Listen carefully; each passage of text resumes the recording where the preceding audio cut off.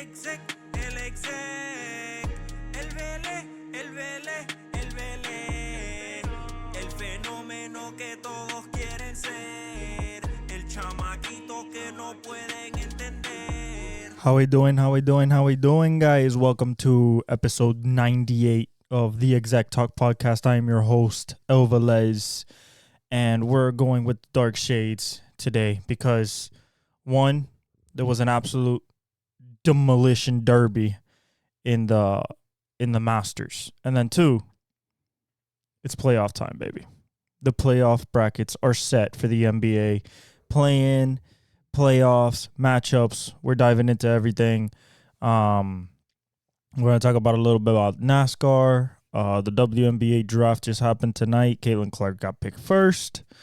And Camila Cardoso, which is the national champion from South Carolina, and Angel Reese, which is the national champion from last year from LSU, both went to Chicago Sky. They both got picked by the Chicago Sky. So they're going to have Twin Towers over there. But Caitlin Clark got picked first to the Indiana Fever. So hopefully the Indiana Fever and Pat McAfee have something to share about. And hopefully there's a lot of titles going their way and a lot of highlights and 3-point records set over there. Like, subscribe, hit the notification bell. Follow us on all our socials. Links are in the description. Starting off, let's get to NASCAR first. Chase Elliott breaks his 42 winless streak. He went 42 races after getting injured last year and getting his he got his crew chief suspended for 4 weeks because they messed something up in a pit stop, and that threw him out of whack and everything. This is already a series champion in 2020. So now, being back and, Hendrick having as much domination as he had at the beginning of the season, it was only right for him to win finally and get that monkey off his back. He is the most popular driver by fan interaction and just overall sales of merchandise and everything in the series, kind of like how Dale Jr. was for a long time. So him winning adds a lot of eyes to the sport, a lot of values to the sport, and makes people happy. He was on a 42 race winless streak. A season is 36 to 38 races. That's including the 10 race playoff. So to go a whole season for him, a Hendrick driver that has already won a championship, for him to go a whole season plus a couple more races without a win is a big deal. And not even just wins. He wasn't even having top fives. He wasn't doing top tens. Like, he was in the back. Like, it looked like he was, like, losing it. He is the son of legendary NASCAR champion Bill Elliott. He used to race the famous number 9 for Ray Abraham in the early 2000s. And even before that, he ran as Bill Elliott. Chase is his son, and Chase is just cut just from the cloth like that. An amazing race car driver, a champion, a guy that wins consistently, especially when he's on. And it looks like he's getting back into form. A shout out to Hendrick. The race itself, it was a thriller with a record, I want to say 17 cautions. This was a wreck fest, and not even in the sense of a lot of cars, but it was the same problem over and over. Turn 3 and 4, there's a giant bump basically getting off of 4, heading into the main straightaway, and Texas is 1.5 miles and a fast one. So they're coming off of turn 4. They're going to go back to straight because they're coming off of banking. And there's a giant bump coming onto the straightaway, getting off of the corner. And it basically, when you hit it at the wrong time, let's say you're turning and you hit it, your car, downforce-wise, unloads. The spring unloads, and basically makes the back of your car super free. What free means is loose, so you can't really like it's not attached to the it's not stuck onto the track. And that's when you start sliding, and you saw a lot of people spinning coming off of turn 3. There was a couple of move here causes a chain reaction that causes a wreck and everything like that, but it was mostly that. So it was a caution fest, people getting tires, people staying out, people taking 2 tires. There was a lot of strategies. Gibbs was up there for a long time. Larson was up there, should have won the race, but had horrible luck after the first stage where he dominated. Denny was there, but then he crashed with 3 laps left before overtime. He was second. He was going for the lead, and that bump, just got him at the wrong time. That caused overtime, and Chase had to hold off 2 overtimes to win. And I'm happy he did. He deserved it. 42 races is a lot for a guy like him. And good for the sport that old Chase is back in the winner's column. He also in the playoffs, because in NASCAR, you win 1 race and you're already in the playoffs, but only 16 people can make the playoffs. So that brings the fact of like, are you going to have 16 different race winners, which has never happened, or are you going to have multiple guy wins multiple races and some people have to get in by points and just finishes? And that's the game of getting into the playoffs in NASCAR if you're not winning. All right, so moving on from NASCAR, we had the biggest UFC card ever, according to Dana White. We had UFC 300. The best moment of this pay-per-view by far had to be Max Holloway, Justin Gaethje, a 5-round absolute war for the BMF belt. And for it to end on the last 10 seconds, Max Holloway, as soon as he hears the woods clamping together, that means the 10 seconds, he points down in the octagon, middle of the octagon, points down and says, "Let's go, let's throw down." And they go back and forth. And with 4:59 on the clock, Max Holloway lands a beautiful right hook that absolutely shutting down, like literal power button off on Justin Gaethje and knocked him out. I think it's knockout of the year. I think, it's probably going to go into the Hall of Fame as one, if not one of the best fights, but definitely one of the best knockouts of all time. Max Holloway is probably going to be a Hall of Famer anyway, because of his storied career. Shout out to Justin Gaethje. He fought his ass off. But that knockout, it was so perfect. It was 458, 459, boom. And it's just like he shutting down. Like, it was beautiful to watch. And I literally got out of my seat. I was like, oh my God, how that happened? UFC classic fan reaction like Joe Rogan.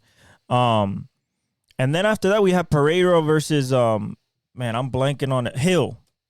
And people thought this was going to be a good fight. I beg to differ. This was not a good fight. This was a complete overmatch by Pereira. Pereira, I said it before, when I saw them walk to the octagon, you can see who's scared, who's prepared for the moment, and who's there, who is deer in the headlights and who is there to kill, as an assassin mode. This is what I come to do. From the walk-up, Hill looked he didn't know where he was at. He didn't realize this was for the light heavyweight championship. He didn't, or for the middleweight championship. He didn't realize it. I think he went in there a little bit too overconfident, not understanding who he was going up against. This is the guy that took Izzy's belt. So to take Izzy out, you need to be bad MFer. And Pereira is. And man, Pereira went in there like an assassin. You saw his face, no facial expressions. Every time, touch gloves, nothing. And I said, it looks like Pereira is about to knock this guy out. And evidently, so Hill lands. They start the fight. They start moving around a little bit. You know, maybe 30 seconds goes by. And then Hill hits Pereira with a low blow. But Pereira then shakes it off. He's like, all right, whatever. As soon as the referee says this, as soon as it says this to go back to fighting after the low blow, Pereira comes with this right uppercut and lands perfectly on the chin of Hill. Hill is down. He punishes him. Boom, boom, boom. Game over. Retains the title. And a lot of bettors that bet Holloway KO and Pereira KO went home happy. So shout out to them. But I mean, an amazing card. Besides that, Shuai and Yan was a great fight. Shuai Li, the Chinese woman fighter, she retained her title. And man, Yuri's fight was good. He dominated. There was some good fights overall, man. Good fights, good prelims, big names. Good card, Dana. I applaud.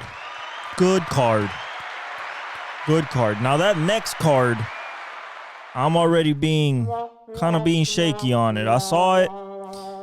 We got to wait to 303 where Conor's going to fight. So, we got that announcement. We got Chandler versus Conor, UFC 303. So that's going to be fun. But, a great UFC weekend. Absolutely amazing UFC weekend. Now let's get into the Masters. And man, going into Saturday, I knew that somebody maybe might move up. Maybe would start challenging. But it was a day of attrition. A lot of one-overs. The conditions at the beginning of the day were solid, were good, but the wind came back later in the day. The course is tough. The course is tough on a perfect day. On a perfect day at Augusta, the course is still tough because that's how they created it. The course to be one of the toughest tested in golf, if not the toughest. Scottie Sheffler, Saturday went to -7, went into Sunday with a 1-stroke lead over Morikawa, Homa, DeChambeau. They were in the mix. Sunday goes on, and nobody's really making headway. Nobody touches 7 under. Everybody's like right there, 6 under, 5 under. And then Scottie takes he drives off at the first hole. And the first 9 holes, they were all right. There were a lot of pars, some birdies, a bogey. So when he got to the 10th hole, he it seemed like we had a 4-way tie at -6 at one point. And this man made it to the 10th hole. And everybody else around him collapsed. I'm talking about double bogey every single hole. So basically, he's with Colin Morikawa.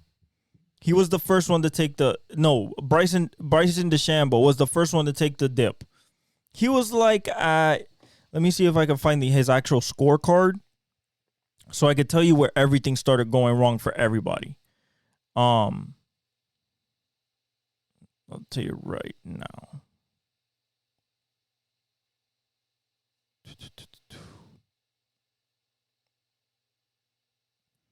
So let's go to Bryson. Bryson gets the bogey, the first bogey. He gets it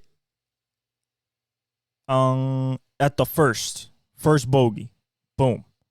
already starting bad. Pars the second, bogey again at the third, so he loses 2 shots. He was right there at -6. He loses 2 shots before Scottie even steps on the golf course. He birdies 2 and 3, and then bogeys the 17th after he's basically out of it because he parred everything else. So he's out, right? Homa or Colin. Colin is fine with Scottie. 1 through 8. He's golden. Gets a birdie on 8. You think he's gonna gain momentum at the 9th, double bogey. At the 11th, double bogey. Amen corner. I mean, come on. Then he birdies 13th, 15th, and then bogeys 18th. So he was out of it. Homa birdies the 2nd. Bogeys the 7th. Birdies the 8th. Birdies the 10th, which was impossible. Then double bogeys the 12th, and then bogeys the 17th. He falls out of it. Tommy Fleetwood, he was one of the early guys in Sunday that started making a move. He birdied the 1st, birdied the 7th, then he birdied the 13th, and he was right there, but he just couldn't. He missed a couple putts that would have put him there. And then Ludwig Åberg from Sweden. This kid was in his first Masters and was pretty close to winning it. He comes into the day, I think he came to the day -5. I believe he came into the day. -5. And he birdies the 2nd. No, because Scottie got to -11. So -5, yeah. He birdies 2nd, goes to -6. Birdies the 7th, goes to -7. Birdies the 9th, goes to -9th, and then double bogeys the 11th in the water. Amen corner. What makes or breaks champions. Then he tried to recover birdieing 13 and 14, but by that time, you're going to see what Scottie did. Scottie was like a sleeping giant. Scottie was basically this. 3rd hole, he birdies. Bogeys the 4th. Bogeys the 7th. That's when they get to -6. This is when it's all tight.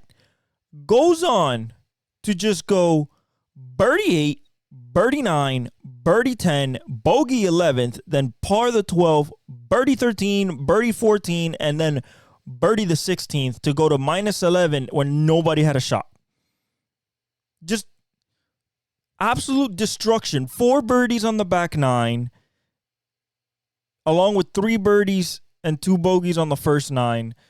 Scottie's the number 1 player in the world. Dominated again. His second Masters win, second green jacket in his first 5 starts. Only second guy to do that. He's the 5th youngest all time to win his second Masters, joining Tiger, Nicholas, which is the Golden Bear. I believe Arnold. If not Arnold, it's Player. But, you know, this kid, and he's still a kid, he's like 27. This guy, the power of the beard, by the way. This man has had the beard, and whenever he has the beard, he wins. But this guy gets to the point in a tournament where he just knows that it's time to press the gas. And his putting has gotten so much better because he was top 5 in strokes game putting at this tournament, which is what you need to even try to win the Masters. But his putting over the last year has gotten so good because last year the 5-footers killed him in the Masters. That's why Rahm won, because he couldn't sink those 5 to 10 footers that you need at Augusta for pars and for birdies, and never made the big mistake. Bogey, yes. Double bogey, no. Never hit the water. always was on the fairway, never complicated himself. His iron play was immaculate. Immaculate. He had multiple shots on Sunday, iron shots that for the green, just absolute masterpieces at 4 feet, at 3 feet, like from 110, 120 yards out, beautiful drives. He put the pressure on, man. He literally started just putting the pressure on, and he did what nobody else could do. He survived Amen Corner and birdied holes that are really hard to get birdies on. So shout out to Scottie Sheffler. I'm hoping that he's going for the career Grand Slam. He has 2 Masters. Now he has to compete, actually contend at the PGA Championship, then the Open, and the U.S. Open. Colin Morikawa was so close. I felt bad for him when he got the double bogey. That basically took him out of it. DeChambeau, I wanted him to win. Oberg was a great story. But Morikawa I wanted to win just because, I feel like he deserves a Masters after having a PGA Championship, and a U.S. Open. But they're all young, so there's always next year. But if Scottie's on this type of tear, man, Scottie's low key like old school Tiger. And Tiger finished 11 over, 17 over. The good thing is he finished the tournament. So shout out to Tiger. You finished the tournament. But man, though Augusta hates you, bro. You have 5 green jackets and Augusta despises you with some disdain because 17 over, bro. Oh my God, that's tough. At least you made the cut and you finished it. You didn't withdraw. So that's good. Hopefully we see you at the PGA Championship, then the US Open, and hopefully even the Open. But it's tough to come in without any competition and then just go in there and think you're going to win the Masters. That's tough. You got the game, but the body has to get used to the punishment. So shout out to Scottie. Dominated again, kind of Verstappen-ish, to be honest. When he hit the birdie on 8th, I was like, all right, he's going to take off. And evidently, it was curtains from there. But absolute beautiful, beautiful weekend of golf. I absolutely loved it. I love it every year. I love every major. And next is the PGA Championship. So that'll be fun. All right. Now we have what we've been here waiting for the last few weeks. For the last months, we've been waiting for the playoffs. And we have them. We have the NBA playoffs set. Okay? And they are very surprising. They are surprising. Why? Because what we thought is not what happened. So, we got Boston. This is the East. Boston, we knew. The Knicks found their way to number 2. Bucks 3. Cleveland 4. Orlando 5th. That's very surprising. At the beginning of the season, nobody would have thought that. Indiana stays in the playoffs at 6, which is a good result for them. Thinking about the beginning of the year. The Sixers are the 7th seed. Miami's the 8th. Chicago the 9th. Atlanta the 10th. Tomorrow, we have Lakers. Oh, actually, when we get to the West, we'll talk about that.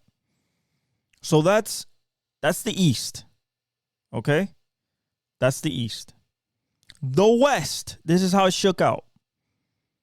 OKC number 1. Denver 2. Minnesota 3, Clippers 4, Dallas 5, which is very impressive. Phoenix survives, gets into the playoffs. They're the 6th seed. New Orleans at 7, Lakers 8, 9 is Sacramento, 10 is Golden State. Okay? OKC and Denver tied their records. OKC had the tiebreaker. That's why they're number 1. And Minnesota was just a game out. They lost their last game, and that's why they couldn't be first. All right, let's get to the matchups. Okay, tomorrow. Lakers Pelicans on TNT at 7:30. The 7 and 8 seed. In this game, unfortunately, I don't want to, but because of experience, because of the whistle, because you know that's going to have a part in it, even though it's in New Orleans. And Ty Lue, Anthony Davis, as much as I want New Orleans to win, as much as I would want New Orleans to beat the Lakers, I've seen LeBron in this stage before. He did it against the Golden State in the bubble. If the Lakers lose, I'd be surprised. The whistle, Ty Lue, or not Ty Lue, and I'm not even gonna say Darvin Ham. My bad, not Ty Lue. I was going to LeBron with Cleveland for a second. LeBron, Anthony Davis, and the referees. The only way the Pelicans win this game if they absolutely Trey Murphy and CJ McCollum dominate from 3. Okay, they're just hitting threes, and Zion has open lanes and stuff like that. Because if not, I feel like LeBron and Anthony Davis, and for some reason I have a feeling that D'Angelo Russell is gonna show up and hit some threes at 40%. It's just a feeling. I think the Lakers get it done. Okay, just a feeling. I think the Lakers get it done. I beg the New Orleans Pelicans to win this game. They would go against Denver. So do you want to win this game? Do you want to go against OKC, possibly win the 8th seed game? Or do you want to just go right against Denver? I think that for them, they don't care. They just want to be in the show. The only reason I have a feeling that the Pelicans can win, I'm calling it the Zion boost. What is the Zion boost? Well, if a guy like Jimmy Butler, Anthony Edwards, Luka, Steph, LeBron, the preeminent superstars of this game, if they raise their level in the playoffs, the play-in is a playoff game, pseudo-playoff game, will Zion attack it like a playoff game? And what I mean by that is that we've seen him score 36, have 10 boards. We've seen that. But I want to see Zion on a kind of desperation level. Calm on the court, because he still has to be point Zion, but this is the mentality I'm looking for. I'm looking for a mentality that it doesn't matter who's in front of him, whether it's LeBron James, Anthony Davis, Austin Reeves, D'Angelo Russell, or even Darvin Ham himself. He is going to the hole, and he is attacking all game. There is no let up in the attack. That is the way that they can beat the Lakers. Constant rim pressure and kickouts to shooters. They have all the recipe to do it. They're going to be at home. But I think the Lakers have a little bit too much experience, and the whistle will be on their side because of Anthony Davis and LeBron James, as well as that, the that spills over into Reeves and D'Angelo Russell. That's what I think. The next playing game is the rematch of last year's round 1 matchup. The Warriors versus the Kings in Sacramento. Giant thing. Now, I feel like the Warriors will win this game because Herter's not there and Malik Monk's not there. If you remember last year, Malik Monk is the guy that keeps the Kings in the game whenever De'Aaron Fox is sitting. He scored 30 a couple times last year in the playoffs, along with De'Aaron Fox to win a couple games. I think the Warriors, Curry's clicking. Klay looks like he's playing better than he has in the last 2 years. Kuminga is a revelation. He should step up his game. I think he's been in enough playoff moments, has won a championship, seeing what it takes. I think that he won't be a deer in the headlights. The only question I have is Pods and Moody. And more Pods than Moody, because Moody has also seen this team win a championship in 2022 and has seen what it takes. Pods is a rookie, so he's going to be in like the Christian Braun role last year for the Denver Nuggets. I think he'll be fine just because of the way he plays. He's very unselfish. He likes dishing the ball. He'll take a three. He'll make a cut, to lay up or take a floater, and he plays good defense. So I like Pods. I don't think that I think he's a smart player. I don't think that he will cause any friction. The X factor for this game and also for this run for the Warriors will be Andrew Wiggins. If Andrew Wiggins plays like Andrew Wiggins has in 2022, in the playoffs especially, the Warriors can make a surprise run. However, if he cannot shoot 37, 8-ish from 3, and I know his defense will be good, but he has to be absolute lockdown defense, Andrew Wiggins.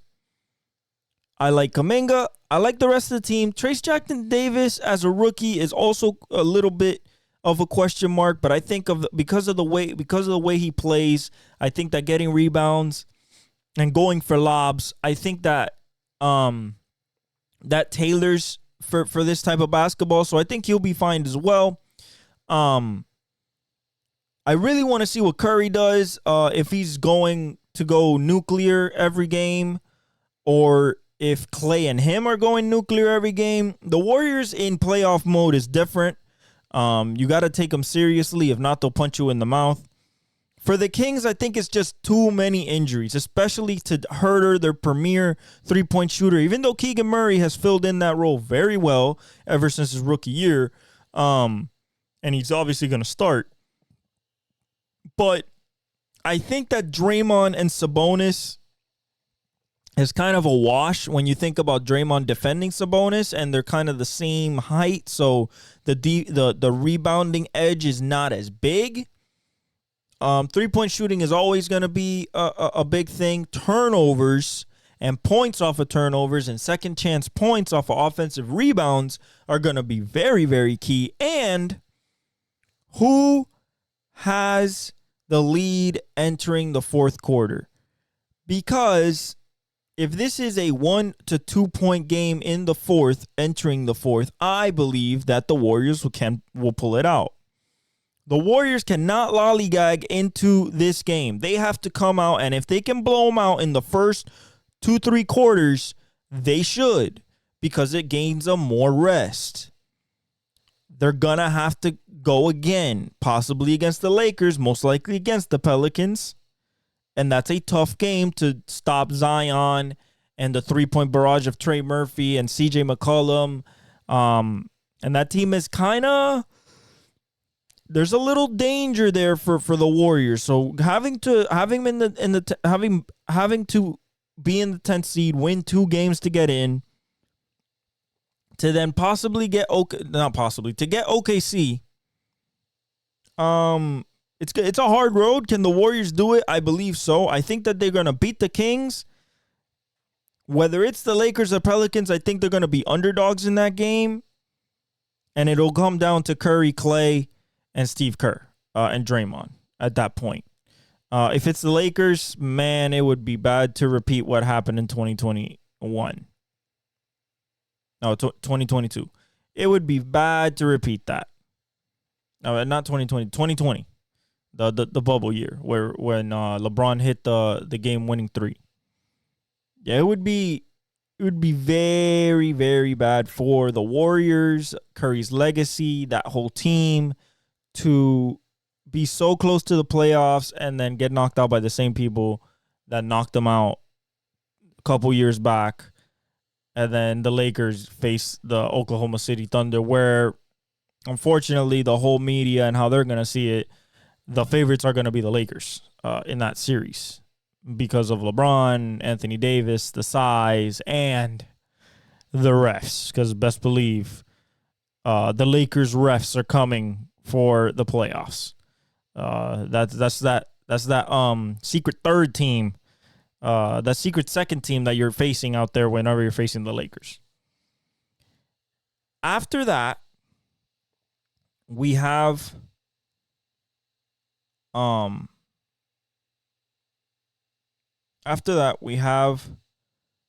the other playing games, which is Philadelphia, Miami. I don't think Miami can pull that one off. Embiid's going to play. He looks healthy. The whole team's healthy. And it's in Philadelphia. To go against the Knicks and possibly knock them out, I think that is wishful thinking for thinking that Miami can win that game. Now, they can. Jimmy can wake up, bam. We have Tyler Hero. We have Terry Rozier. We have pieces. But, looking at Embiid and Tyrese Maxey, Tobias Harris, Kelly Oubre, I'm not going to fully give up on the Heat in this game, but being on the road against Philly, I just think it's a tough matchup with Joel Embiid, especially if he's going gangbusters on all cylinders. So I think Philly gets that one. I think we can beat either Chicago or Atlanta. Defensively, I like Chicago. Offensively, I like Atlanta, but I feel like Chicago's the more tougher team, and it's in their home court, so I'm going to pick Chicago in that one.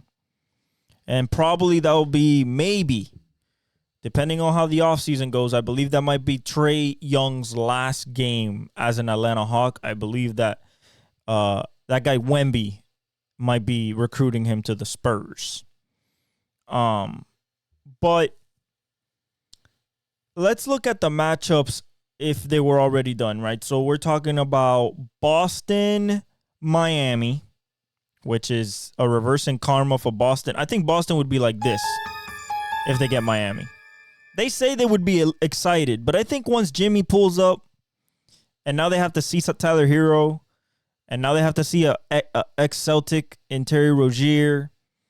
There's a lot of bad blood there, and I think that Miami is a little bit in Boston's head. Now, probably not Porzingis or Drew Holiday, but everybody else. So I think that would be a very good series. Even if we're the 8th seed like we were last year, we took down the number 1 last year. I believe we can take down the number 1 this year. However, they do have KCP, not KCP. They have Porzingis. That stretches the floor for them, and Drew Holiday shooting a career high 41% from 3 this year. That doesn't help. What we can do is assault their bench. If we can assault Luke Cornett, Peyton Pritchard, Hauser, if we can stop their barrage from 3, then I think we have a shot at winning the series. And then, force Jalen and Jason into the worst tendencies, which is basically hero ball and shoot threes off the dribble. And there it's just make or miss.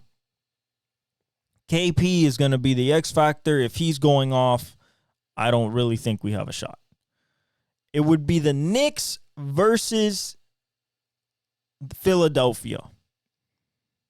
Classic Philly versus New York. They're going to hype this one up.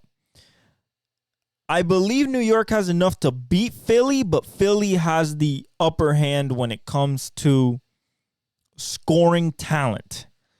Embiid, Maxey, Buddy Hield, Oubre.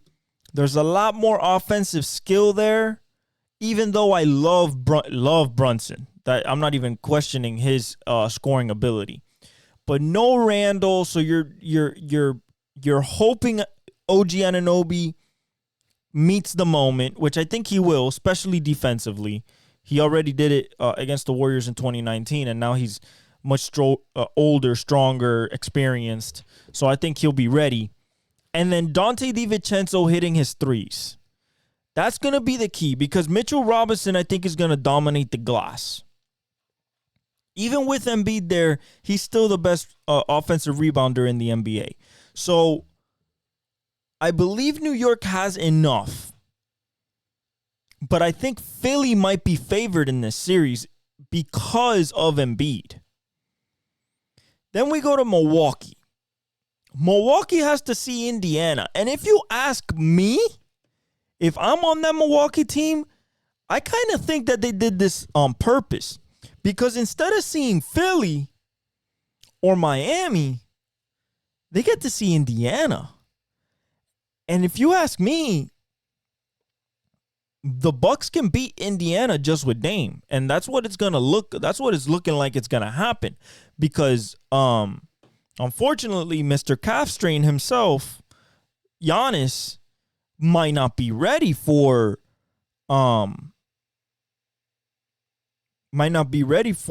the first round. And it's kind of tough. It's iffy right now. You know, according to Shams, The Athletic, there is real doubt that Antetokounmpo will be ready. Will be ready for game 1 against the Pacers on Sunday. That means he won't be there. You know what that means to me? What that means to me is that Dame Lillard is going to show up like this. And that's how he should show up. Why? Because that's why they got him here. No Giannis? Fine. Let me score 35 to 40 and still win game 1 at home. Because if they don't win game 1 at home, it becomes very tough uphill. You know, even though it's the Pacers, they haven't been there in a long time. You know, they haven't been there before. Tyrese Halliburton's first playoff experience.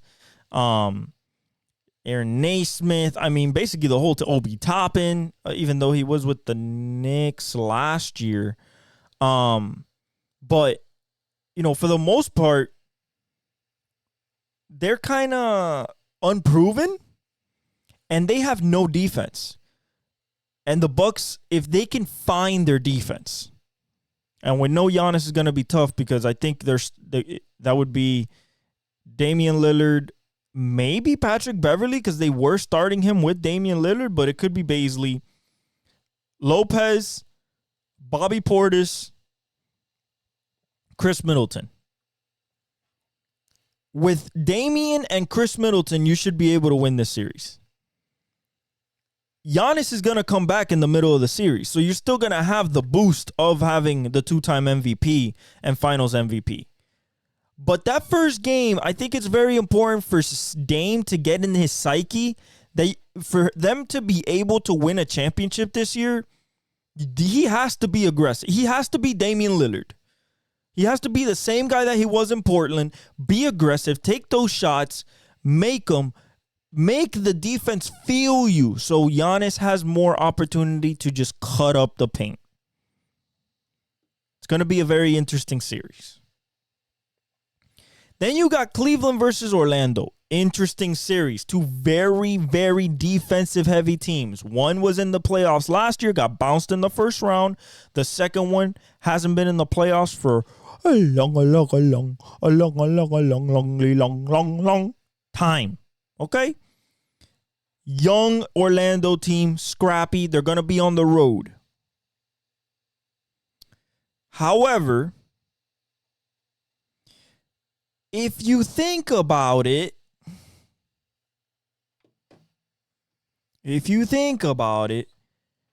this series is like a springboard for Darius Garland, Donovan Mitchell, Evan Mobley, even Isaac Okoro. It's a springboard to say, hey, we're actually good. Why do I say that? Because last year against just Brunson, they got packed up. You feel me? Packed up. First round. Wasn't really a question either. I mean, Donovan Mitchell played bad. Darius Garland played bad. Evan Mobley played bad. Everybody played bad. There's going to be a defensive struggle of epic proportions. Who has better defensive personnel? I'll say Cleveland because of Jared Allen and Evan Mobley, Isaac Okoro. They're good defensive pieces. Who has an overall defensive identity and lineup is the Magic. Paolo plays defense. Franz plays defense. Ahmad Black, he plays defense. Anthony Black plays defense. Cole Anthony, I think, is a little too small, but he's scrappy. Wendell, he can block shots. You have Goga Batadze if you need him. So I think defensively, Cleveland should win the series. They should. But don't let Orlando get confident. And Orlando has something that I think is not being talked about enough. And that is the fact that I believe that Paolo and Franz Wagner are two of these dudes. Especially Paolo. I feel like Paolo is one of those guys that we're going to talk about in 5-6 years, and this guy's dominating. He's one of those guys in the East, dominating. And being a number one pick last year and basically leading this team this year, I think that he's going to be a playoff raiser. It's his first playoffs, just like Shea, so I don't want to put too much on him, but I believe that he has it in him because he did it at Duke to play at a elite level in the playoffs. He has the body. He's 6'10", can shoot like Carmelo, put the ball on the floor, can pass, defend. I believe that Paolo can show out, become a superstar in this series, and dominate. Same thing with Franz. I believe Franz can dominate this series. The way he plays at his own pace, he's sized 6'9", 6'10". He rebounds, he assists, he can score. I mean, him and Paolo have such a beautiful dichotomy on the floor. And if the Cleveland can't disrupt that, that's where I see trouble for Cleveland, especially if Donovan Mitchell and Darius Garland are not at their peak powers scoring-wise. I believe Donovan Mitchell will redeem himself. That's why I say Cleveland should win this series. I believe Donovan Mitchell will redeem himself from last year. He's used to being in big playoff moments and delivering when he was with the Jazz. So I expect him, and I expect Darius Garland to do better, and I expect Evan Mobley to shoot better. So with that in mind, I think I got Orlando in that one. Cleveland should win. Okay? Now we go to the West. OKC versus either the Pelicans, the Lakers, Sacramento, or Golden State. I mean, they can face anybody. Okay? They can face anybody. Who I think they're going to face is Golden State. I think Golden State's getting out of the play-in.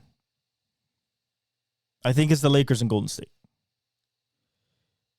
Now, does that mean that Golden State has a shot against OKC? Absolutely. Now, I'm not being extra confident about that. I'm saying absolutely because of the championship pedigree and the experience.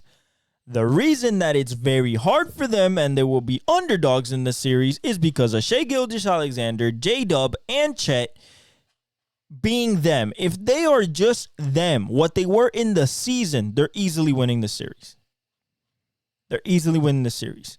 This is not to mention that Shea, I believe, is one of these dudes. I believe Shea's going to average 30 plus in the playoffs. He's just one of those dudes. A playoff raiser, possibly. Maybe J-Dub averages 25 to 30. He's extra efficient. More offense is going to be put through him. Chet could possibly take over, even as a rookie. You still have Josh Giddey. You still have Isaiah Joe. He can get hot. Kenrich Williams. Aaron Wiggins. Cason Wallace. There's so many pieces that can win a game. Cason Wallace could hit 5 threes. Kenrich Williams could hit some threes. Isaiah Joe could hit 8 threes. And that's not even mentioning SGA, J-Dub, and the other Jalen Williams, the one from Arkansas. So, do I feel like Golden State has a chance? Yes. The chance is that Curry turns into Curry. That Curry's Curry. 35 a game, 40+% from 3, 62% true shooting, just unguardable, unstoppable playoff Curry. And if that happens, then Clay has to come along and be a 25-point scorer, and Wiggins has to be at least a 20-point scorer, and so does Kuminga. I have a lot more faith in SGA and J-Dub being themselves than Clay, Wiggins, and Kuminga. I know what Curry's going to give me. But the key for the Golden State Warriors, most people would say, oh, it's Draymond. Oh, it might be Kuminga. It is Klay Thompson. If Klay Thompson is shooting like Klay Thompson, the Warriors are so difficult to beat even now. Because then you have no defense that can stop either of them. Because then the 4-on-3 ensues with Draymond, and he will make the right read every single time. And that's when you get murdered in the paint with cut after backdoor cut. And then when it turns into a one-on-one-ish, you kind of have to defend him. You don't have the dudes to do it. Or the lead. Remember the Warriors' magical third quarter runs when they were winning championships? I think those runs are still there. I think that team is still there. And to be able, especially in the play-in, but if they make it through the play-in and they get to the playoffs, to see that again, Steve Kerr, Curry, Clay, I believe that there's something for guys like LeBron and Curry and Kevin, but LeBron and Curry especially. If you just give them a shot, I'm talking about just like knowing that they're in the dance and they can try to go get it. They have an equal shot than anybody to go get another Larry O'Brien. I feel like there's something inside those dudes at ultra competitive Mike Kobe-esque type of just fire that burns inside them once they're in the playoffs, that they are just giants to kill. Giants. And I think for a young OKC team, that's going to be tough. Because Curry in the playoffs is a different type of dude. It's a different type of sport. It's a lot more physical. Can SGA take the punishment? I believe he can. He's been going to the line like 12 times a game. That doesn't bother me. J-Dub is plenty big enough. Chet's the issue. That's the can he bang with Draymond? Can he bang with Trace Jackson Davis? He can shoot the three. That's going to be an X factor. But then again, this series is going to come down to turnovers, offensive rebounding, points off turnovers, second chance points, and fourth quarter execution. But I think it's going to be a good series. If that's the one we get. Denver versus the Lakers. it might be a sweep. It might be another sweep. Even with the referees on their side, just like there were last year, there is no stopping. The Lakers still haven't figured it out. There's no stopping Jamal Murray, Jokic pick and roll, especially in the playoffs, where the screens are set harder and there's less calls. The Lakers could not figure it out for 4 games last year. In the fourth quarter, that's what happened. It was close. 5 minutes in the fourth quarter. Jokic, Murray, 2-man game over. Over and over and over and over again. Same thing they did to the Miami Heat. The Lakers will not be favorites in this matchup. They will not. Because it's Denver. If it was anybody else, they'd be favored. But it's Denver. Everybody's expecting Denver to win the chip. To repeat. Everybody thinks they're untouchable.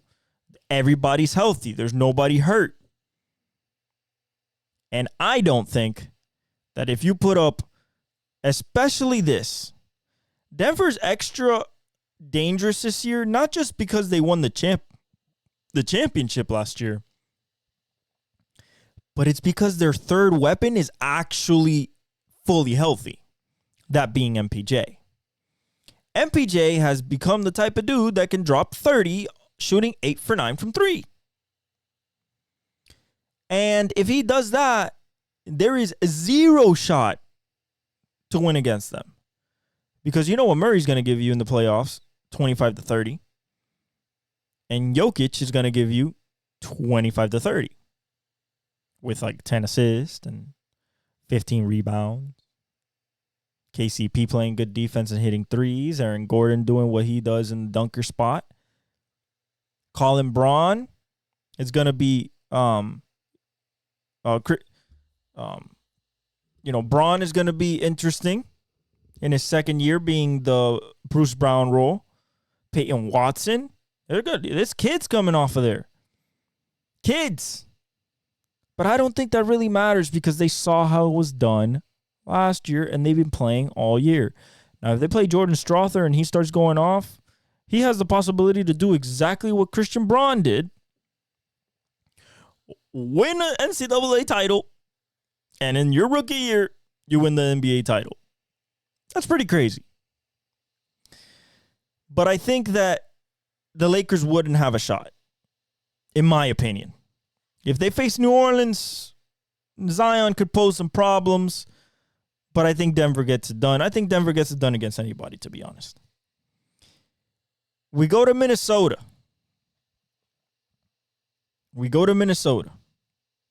Against Phoenix. This is literally gonna be the best defense in the NBA versus probably the most potent 3-man lineup in the NBA when it comes to offense. What are we gonna see in this series? One of 3 things. Anthony Edwards become an absolute legend, averaging 30-plus, shooting efficient splits, and taking over games. Rudy Gobert, Karl Anthony Towns, Jaden McDaniels, Nickeil Alexander-Walker, Naz Reid, Kyle Anderson, all show up defensively and keep that standard of the number 1 defense in the NBA. Or Kevin Durant, Booker, and Bradley Beal are just going to go ham and average 25 plus apiece and destroy the Minnesota Timberwolves. That's the 2 things. It could be a defensive absolute war, which Minnesota is tailored to win. Or KD, Booker, and Beal can come out gangbusters, hit everything, and shoot them off the floor.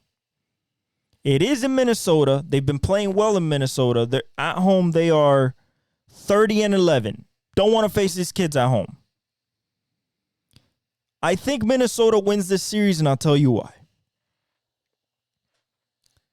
I think this is the beginning, even though I think we saw it a little bit last year. We saw a glimpse.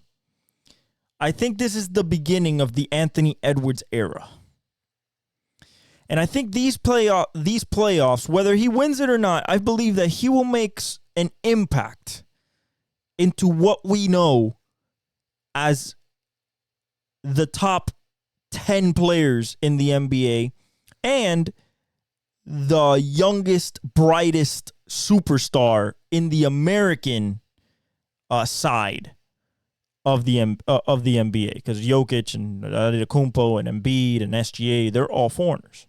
Luka. That's why I think Minnesota can win this series and possibly will. Another thing, Suns bench ain't nothing. Wolves bench very good. Rebounding. Gobert's a monster rebounder. You still have Karl Anthony Towns. Jaden McDaniels can rebound. So can Anthony Edwards. Rebounding is going to be key. Turnovers. Number one defense in the NBA. Cause a lot of turnovers. And shot selection. Who's going to be the dumb one? Who's going to think about hero ball first? Is it going to be KD? He can shoot over anybody. It's not really hero ball for him. But is it Devin Booker dribbling too much? Is it Bradley Beal dribbling too much? Is it too many threes being taken? Too many jump shots not going to the rim? On the other side, Anthony Edwards, are you taking fades for no reason? Attack the rim. This is the playoffs. You're going to get fouled. You're going to get hit. Attack the rim. That's all you got to do. If you attack the rim, you'll win this series. Because you're going to go to the line. They have to foul you. If not, you're going to dominate the paint. Karl Anthony Towns, you need to hit the threes. You need to hit your threes. So does everybody. Nickeil Alexander-Walker, Naz Reid. You all need it. Chris Conley. You all need to hit your threes. Because you're going against a potent offense. Not a potent defense. You're going against a potent offense. Now, you have a potent defense with a so-so offense. But you have the ultimate X factor, that being Anthony Edwards. If Ant averages 30 plus, I believe Timberwolves win this series. If he's under 25 or 28, that's a tough one, because then he has to rely more on Cat. And Cat has to show up in the playoffs. So does Rudy. So it'll be a good series, but I think Ant is going to show why he's the next face of the NBA. Lakers, Dallas. I mean Clippers, Dallas. Excuse me. Woo. Clippers versus Dallas. I'm picking Dallas in this matchup, and I'll tell you why. There is zero way to stop Luka in the playoffs. That was 2 years ago. What he did to the Suns. But what if I told you there is zero way to stop Luka and Kyrie in the playoffs with Daniel Gafford on the team, PJ Washington, Josh Green is back. You have Tim Hardaway Jr., Derrick Jones Jr. Okay? That is going to be a very tough task for the Clippers. I know what Kawhi is going to give me. What is PG going to give me? What is Harden going to give me? What's Russell going to give me? What's my bench? Is Norman Powell going to be the same? Is Terrence Mann going to be the same? Amir Coffey going to be the same? Zubac? That's the question. I don't question what Luka's going to do, and I don't question what Kyrie can do. I've seen it, especially in the playoffs. They are playoff risers. PJ Washington, Daniel Gafford, that will remain to be seen, but I like the team. I know what Kawhi's going to give me. I got PG as a question mark, although I expect him to do good, and I have definite question marks about James Harden. I don't worry about Russ. He's going to give you the energy, and he's shown up in the playoffs before. But is the team going to show up completely, or is it going to be just Kawhi? Is he going to be healthy? That's another thing. Are they going to be healthy? They're healthy right now. Can Kawhi play every single game? All those factors tell me that Dallas is on a hot streak. Another thing, Dallas is the ultimate dark horse. Dallas, I believe, is the most prepared to win a championship out of all the dark horses besides Miami. I think Luka has learned everything. It is time for him to ascend. He has Kyrie. That's why they brought him there. They made the trade. They went all in. Defensively, with Derek Lively, that's the only X factor. Can he perform to his standard as a rookie? Other than that, they have everything else. They need to shoot the ball well, which they should. They should be able to. And not be in close games. Even though Kyrie and Luka are the best fourth-quarter scorers in the NBA, especially in crunch time. But against the Clippers, you don't want to be in a close game in the fourth quarter because Kawhi is locked down. So is PG. They could put Russ in there, and then you have a three-headed backcourt of just annihilation defensively. Along with Terrence Mann and Amir Coffey and Zubac at the rim. You really don't want that. So I think Dallas will be the favorite in that, and I think Dallas can pull it off. So those are your matchups. Okay? Very excited by it. Can't wait. We start up tomorrow with the play-ins. Hopefully the Lakers lose. Probably not, but, one can hope. Last but not least, let's go to the major leagues. Okay? The MLB. And man, do I love this sport. So the Yankees, 12-5, still first. Baltimore's 10-6. Toronto's 9-8. Tampa Bay's 9-8. Boston's 9-8. So the whole division is separated by 3 games. Still early in the season, but there's a lot of competition, especially between the Yankees and Baltimore. I think they're gonna beat it out of them for the whole season for that one spot. The Central, which is very open, people thought Detroit, people thought Royals. Right now it's Cleveland, 11-5. But KC's right there at 10-6. Detroit's right there at 9-7. Minnesota's falling behind 4.5, and then Chicago's already 8.5 behind. They're already out of it. Ain't no way they're recovering. The West, people thought, Texas Rangers, Houston, Seattle. Texas is first, 9-8. The Angels are second at 8-8. The Oakland Athletics are 7-8. They're third. Seattle 6-10, and Houston 6-11. That's surprising. Still early in the season, but it's surprising. The thing about Houston, they can't score runs right now. Jordan's not at his peak form. Neither is Kyle Tucker, Pena. They're just not hitting right now. And their pitching is a little shaky. Just a bit, but it's more hitting issues than pitching. Trout is still on an MVP race right now, and if it's early in the season and my AL MVP, it would be Mike Trout. In the National League, Atlanta's first at 9-5 in the East. Philadelphia's second, which we expected. The Mets showing that they have good players, 8-8. Washington at 6-9, and the Marlins at 3-14, 7.5 games back. We're out of it.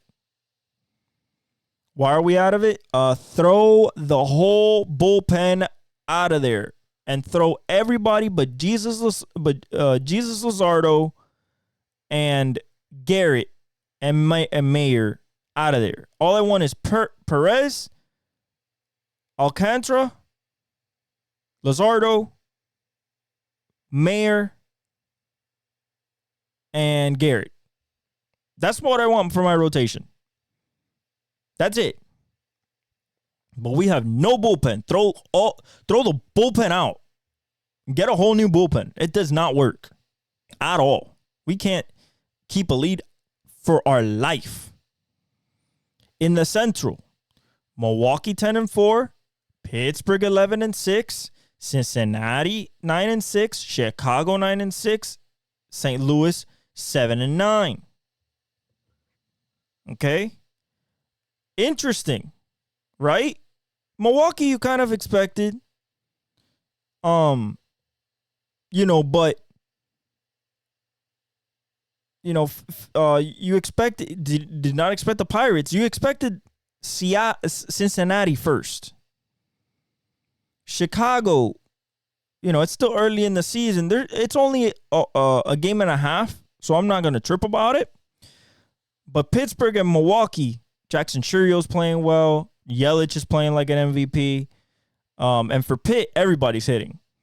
Sowinski, Ke'Bryan Hayes, Reynolds, Triolo. Everybody's everybody's hitting for them. Everybody. O'Neal Cruz. St.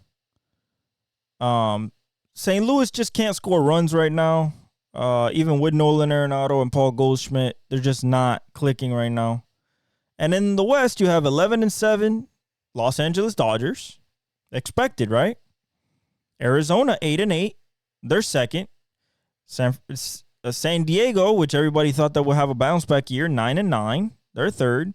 San Francisco 7-10. And Colorado 4-13, and I believe they're almost out of it, 6.5 games back. Players that have impressed this year or have caught my eye that they're pushing for something. For the Yankees, it's Juan Soto. And Volpe, Anthony Volpe. Soto wants an MVP. Soto also wants another World Series ring. Baltimore, Corbin Burns, Gunnar Henderson, and Grayson Rodriguez. Love what they're doing over there. Toronto, it's Barrios, La Máquina, and Vladdy's doing okay. Springer's doing okay. Bo's not fully there yet. So it's tough for their hitting, or who I want to say. Tampa. I like what Ryan Pepio's doing coming from the Dodgers. Ryan Pepio. I like his pitching. Rosarena hit a bomb. Paredes is playing well. So is Yandy Diaz. So I like what's going on there. Boston is Tyler O'Neill. It is absolutely incredible what this guy's doing, but I knew that that's what he had in his bat all the way since he was in the Cardinals. This is what I was expecting. So him doing this with the Boston, it pisses me off, but I knew it was coming. Cleveland, J-Rams playing well. The Nailers are playing well. Andres Jimenez is still a beast with the glove. Kansas City, Salvador Perez hitting bombs and being good, chubby, but still hitting the ball. Bobby Witt going for the MVP. He looks incredible.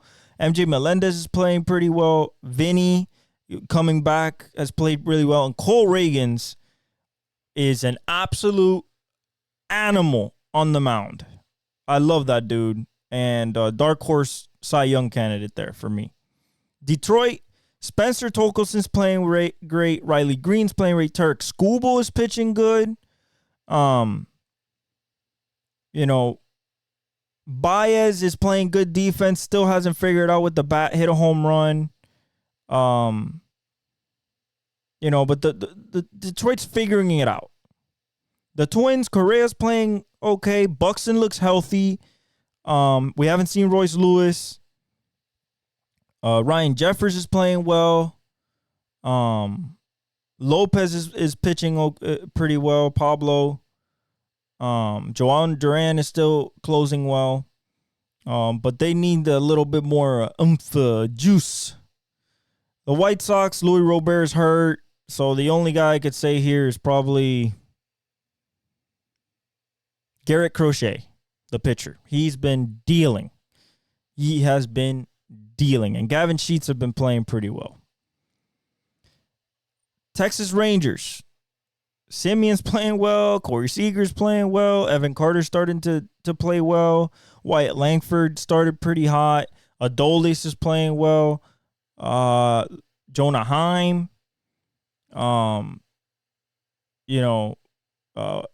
But Michael Bush, that kid, he's playing absolutely phenomenal at the plate. Absolutely phenomenal. Angels, Rendon, gotta give you a round of applause. You found how to hit again. You found how to play baseball again. Mike Trout, Logan O'Hoppe, Ryan Neto, Drury, Taylor Ward, Ryan Silseth, Reed Detmers. I mean, there's a lot of people that are playing really, really good. Estevez, really, really good for the Angels right now and causing them to win. For the A's, I would say Lawrence Taylor, that guy, Lawrence Butler, that guy's playing really well, really coming to his own. Zach Geloff, really coming to his own in his second year after his rookie year last year.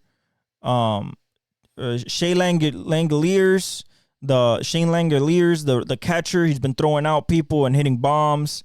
Ryan Blade, playing well. I don't know what's happening to Esteury Ruiz. We'll figure that out, but they're playing pretty well. Their pitching is good. Mason Miller is their absolute beast as a closer.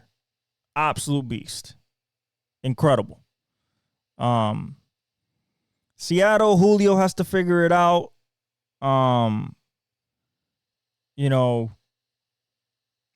Philly, Bryce is playing well. Trey's playing well. Real Muto has to figure it out a little bit. But they're playing pretty good. Kyle has to figure out a little bit. The Mets, Pete's playing well. Beatty's playing well. McNeil's getting back into form. So is Lindor. Alvarez is playing well. Washington, I love C.J. Abrams. Love Mackenzie Gore. Lipscomb, the rookie's playing good. Lane Thomas is playing well. I hope that they bring Dylan Cruz up pretty quick because they need to. Miami, I want to say somebody. Max Meyer. That's it. Max Meyer. Maybe Jesus.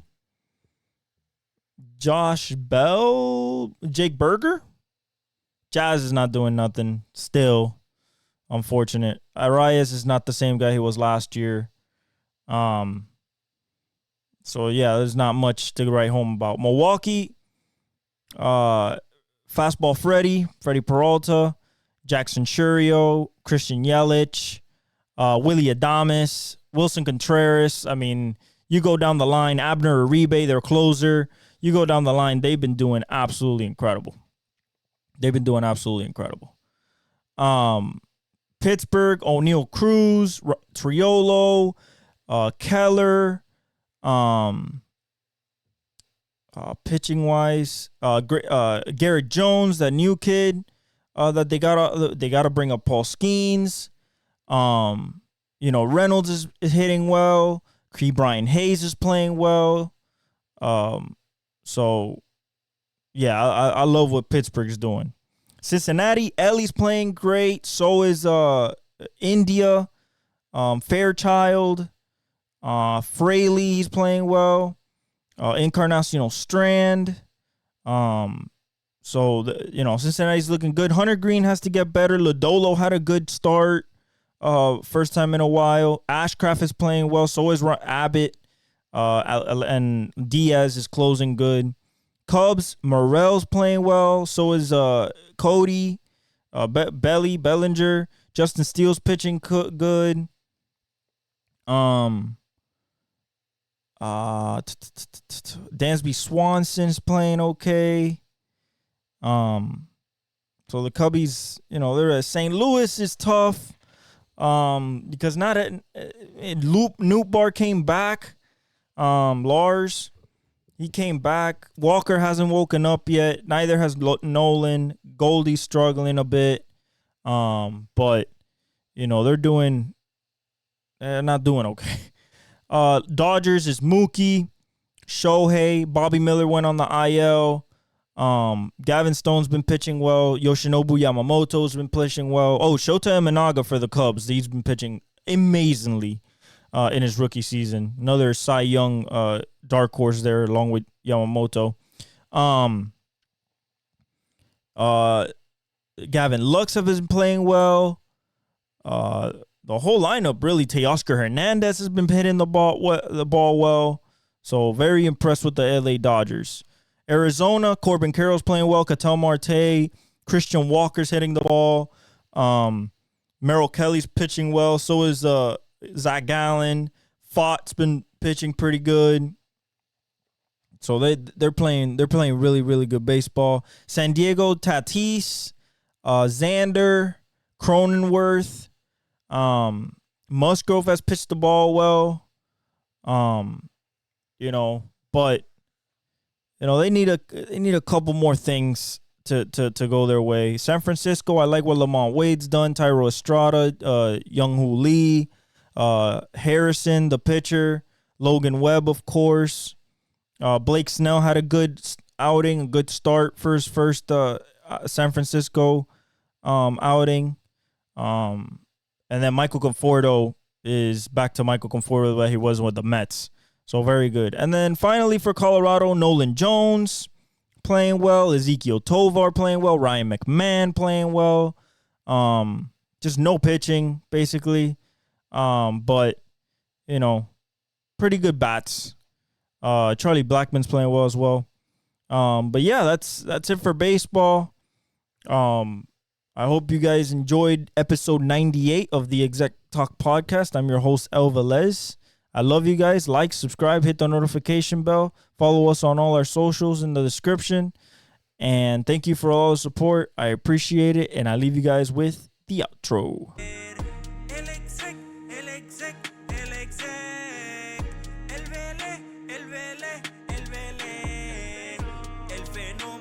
Que todos quieren ser el chamaquito que no puede